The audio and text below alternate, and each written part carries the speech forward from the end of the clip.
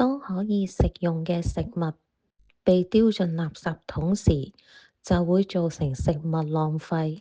發生呢種情況，通常買得太多，超出了我們的需求，裝滿碟上比實際會食的份量還要多，忘記喺食物過期之前使用它們。食物沒有妥善保存，因此比原有嘅日期壞得更快。咁如何正確儲存食物，令食物保持持久新鮮？櫥櫃入邊嘅意大利粉、罐頭湯、豆類、穀物、麵包或者係罐頭，開啟之後應該放入有蓋嘅樽或者罐入邊，再放入雪櫃。牛奶、牛油、芝士、乳酪、肉類、魚類同埋蔬菜放喺雪櫃，冷藏嘅溫度應該維持喺攝氏3至5度之間。冷凍蔬菜，剩餘嘅蔬菜或者肉類可以放喺冰格入邊，溫度應該喺零下攝氏18度或更低。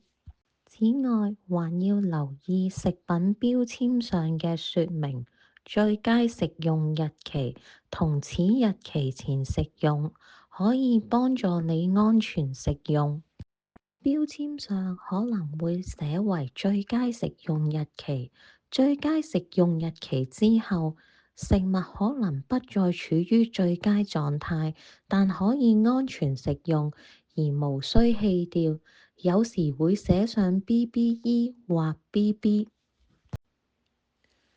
保存期限關乎食品安全，應認真對待，尤其係對老人家、孕婦或者有健康問題嘅人。不要食用超過此日期前食用日期的食物，否則有食物中毒嘅風險。如果保存期限日期臨近，或者希望食物儲存耐啲，可以檢查是否適合冷凍，並喺此日期前將其冷凍起來。冷凍冰格就好似一個暫停掣，可以延長食物保存時間。